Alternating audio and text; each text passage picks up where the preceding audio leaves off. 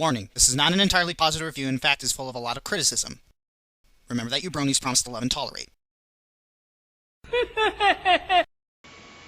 Hi, this is the Fiery Joker, and today I thought I'd talk about a certain internet sensation. Today I'm going to be reviewing the newest generation of My Little Pony. Yeah, I first heard about this show from the comic So You're a Cartoonist. Then a whole bunch of memes randomly started popping up that I traced back to the show, piquing my interest, but still I didn't look at the show.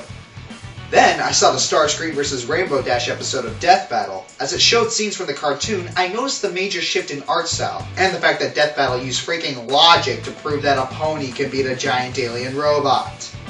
But still, I didn't watch the show. The breaking point was when one of my occultist otaku friends told me that the show was awesome. Knowing him and his high standards, I finally caved and gave the show a chance. And what did I think? Well, you're about to see. This is the Fiery Joker's review of My Little Pony Friendship is Magic. So we open up storybook style to a typical narration. Once upon a time, in the magical land of ponies. We've seen this before. Can we just get on with the Equestria. Equestria? As in equestrian? As in deriving from the Latin word for a person who rides horses. Technically making Equestria Latin for land of horses. There were two regal sisters who ruled together and created harmony for all the land. To do this, the eldest used her unicorn powers to raise the sun at dawn. The younger brought out wow, the show is giving them mythology and backstory. The younger sister became resentful. The ponies relished and played in the day her elder sister brought forth, but shunned and slept through her beautiful night. Bitterness in the young one's heart had transformed her into a wicked mare of darkness, Nightmare Moon. She vowed that she would shroud the land in eternal night. Reluctantly, the elder sister harnessed the most powerful magic known to ponydom, the elements of harmony. Using the magic of the elements of harmony, she defeated her younger sister and banished her permanently in the moon. Did this show just put effort into itself? I know I've heard of those before, but where? Yeah, and now we get into the title theme. Oh, the My Little Pony theme. The bane of my childhood. Let's get it over with. My little pony, my little pony. I used to wonder what friendship could be. My little pony. Until you all shared its magic with me. They changed it? Big adventure, tons of fun. They changed the title theme? Strong, sharing kindness, it's an easy feat. Oh, hallelujah! Oh! It's nothing special, it's nothing spectacular.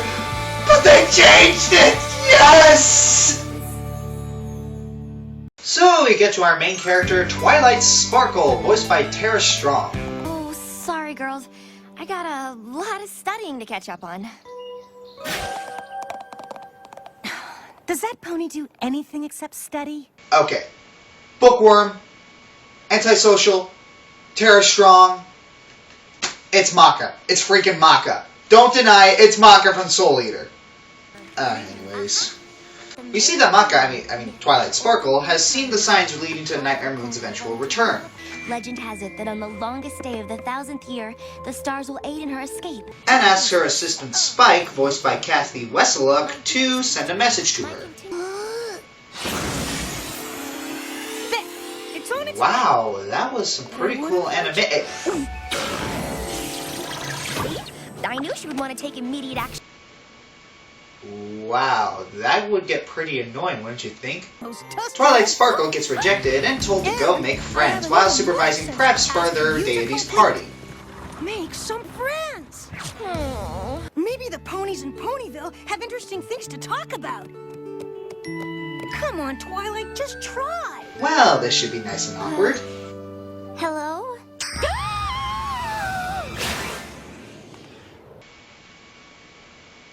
What just happened? So they go to check on the food and come across a pony named Applejack, voiced by Ashley Ball. Well, how'd it do, Miss Twilight? A pleasure making your acquaintance. I'm Applejack. We here at Sweet Apple Acres sure do like making new friends. Bit heavy on the stereotype, don't you think? Okay, well, I can see the food situation is handled, so we'll be on our way. Aren't you gonna stay for brunch? Aww. Focus! So we move on to our next pony, a Pegasus named Rainbow Dash, also voiced by Ashley Ball. The one and only. Why, you heard of me?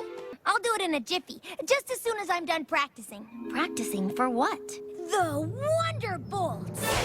They're gonna perform at the celebration tomorrow, and I'm gonna show them my stuff. Oh, great. It's a Naruto character. Well, every series needs at least one of these. Moving on to the next one, we have Rarity, voiced by Tabitha St. Germain. No, I'm just here to check on the decorations, and then I'll be out of your hair. Out of my hair? What about your hair? Wait, where are we going? Canterlot! Oh, I am so envious. The glamour, the sophistication. I've always dreamed of living there. I can't wait to hear all about it. Okay, look, I don't hate Rarity. She gets better scenes later on in the show. But this part just makes me groan.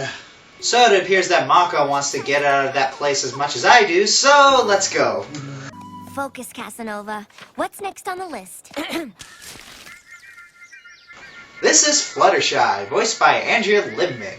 Gee, I wonder what her personality is. Oh my. Stop please, everyone.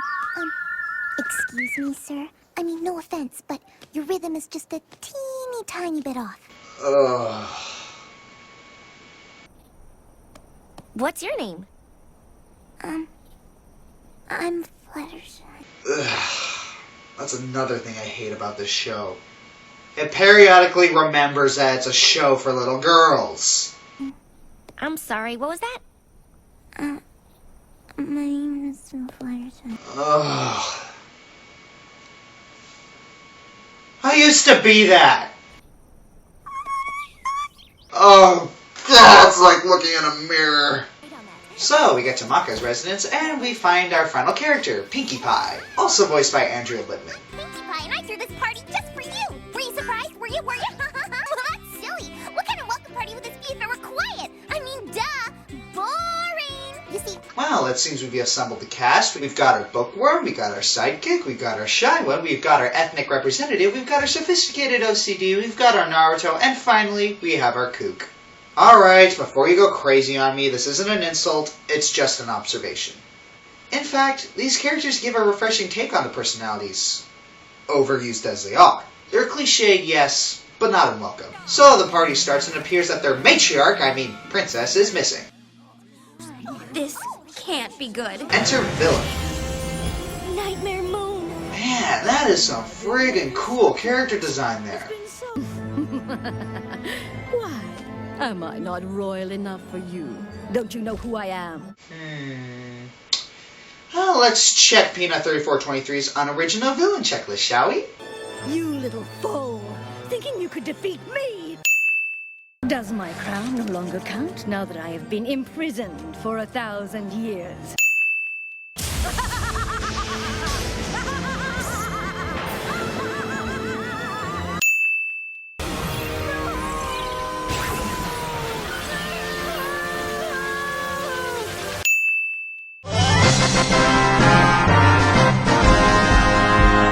Alright, before you go crazy on me, Nightmare Moon is better than X-Death, okay? Unlike X-Death, Nightmare Moon actually directly involves herself in the thwarting of the ponies. And besides, every franchise needs at least one of these kinds of characters. So they figure out they need to travel to this temple to find 5 magic baubles to defeat Nightmare Moon. The 6th is a complete mystery. It is said the last known location of the 5 elements was in the ancient castle of the Royal Pony Sisters. So in order to get there, they have to go through Everfree Forest! a forest with an unthreatening name. Fluttershy, quick! Oh my goodness, oh my goodness! Wow, those ponies might actually die. Hold on! I'm a-coming! Applejack, what do I do? Let go. Are you crazy? No, I ain't. I promise you'll be safe. That's not true! Now listen here. What I'm Wow, saying to the you show is the developing honest relationships. truth. Let go, and you'll be safe.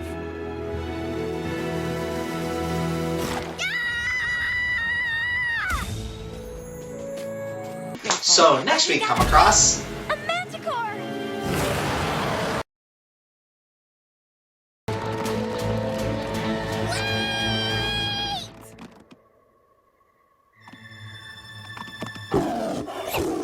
Shh, it's okay.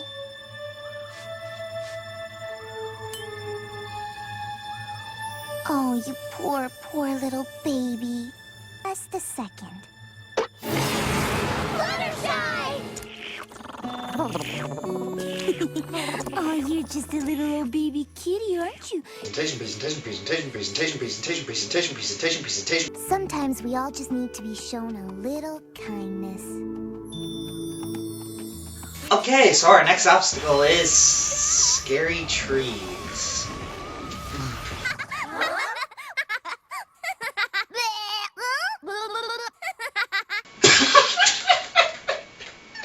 Okay, Pinkie Pie is awesome. Pinkie, what are you doing? Run! Oh, girls, don't you see? Oh no, she's not. When I was a little filly and No, the sun no, was no, no, no, no! Oh! down. Tell me she's not. The darkness and the shadows, they would always make me frown. She is. I'd hide under my pillow from what I thought I saw. But Granny Pie said that wasn't the way to deal with fears at all. Then what is? She said, Pinkie, you gotta stand up tall. Learn to face your fears. You'll see that they can't hurt you. Just laugh to make them disappear. So giggle at those sweet. Okay, I'm going to say this right now. I hate every single musical number in My Little Pony Friendship is Magic. Yes, even Cupcakes, Winter Wrap-Up, and At the Gala. And I bet you're wondering why. Well, the thing is, the vocabulary! It bugs me to no end! So, after that little crisis, we come across a water dragon who is sad that his mustache is sliced. I simply cannot let such a crime against fabulosity go uncorrected. So, Rarity cuts off her tail to replace the mustache. My mustache! Really? That's really how this plot is going to continue? Whatever. The next obstacle requires Rainbow Dash to cross to the other side and tie the bridge. She is tempted into abandoning her friends and realizing her dream of being part of an elite team. Tie this bridge real quick, and then we have a deal. No! It's them or us. Rainbow! What's taking so long? Oh no. Well, You. Thank you. For the offer, I mean. But I'm afraid I have to say no. See? I'd never leave my friends hanging. Development. This show has it. So they get to the temple and find the When the elements. 5 are present, a spark will cause the 6th element to be revealed. What in the hay is that supposed to mean? I'm not sure, but I have an idea. Stand back. I don't know what will happen. Come on now, y'all. She needs to concentrate. Convenient moment for the villain to enter in 3, 2, 1. There we go! So after a little fight scene, and My Little Pony that's saying something, Twilight tries to spark the elements, and when it doesn't work, Hammer Moon smashes the elements of harmony. And it's then that Twilight Sparkle realizes that in this moment, her friends symbolize the elements of harmony and discovers the sixth element of friendship. Assured me when I was in doubt, represents the spirit of honesty. Fluttershy, who tamed the Manticore with her compassion, represents the spirit of kindness. Pinkie Pie, who banished fear by giggling in the face of danger, represents the spirit of laughter. Rarity, who calmed a sorrowful serpent with a meaningful gift, represents the spirit of generosity. And Rainbow Dash, who could not abandon her friends for her own heart's desire, represents the spirit of loyalty. By your powers combined, I am Captain Planet! At the very moment I realized how happy I was to hear you, to see you, how much I cared about you.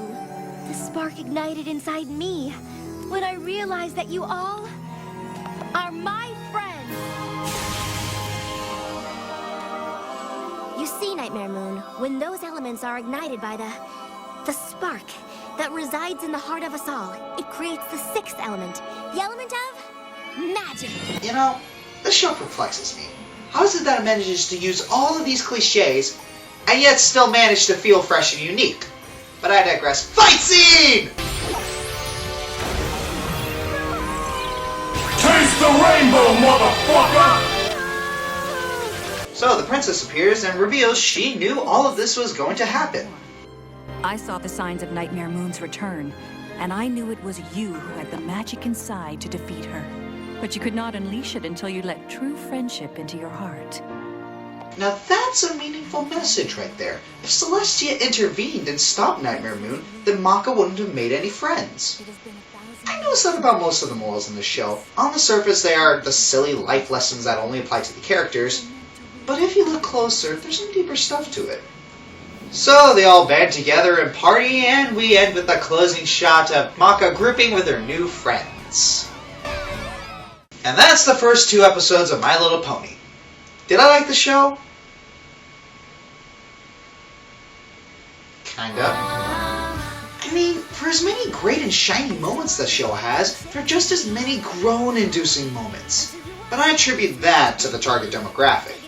Even with that said, I'd recommend giving the show a shot.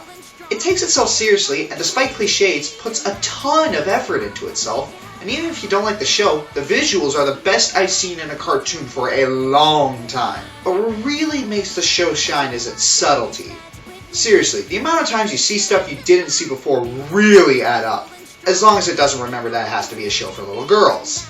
Am I being too hard on the show? Yes. But that's because I consider it to be a legitimate cartoon.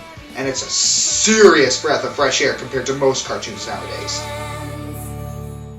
I'm the Fiery Joker, and I am not a brony. Tell me to Brohoof, and I will hurt you. God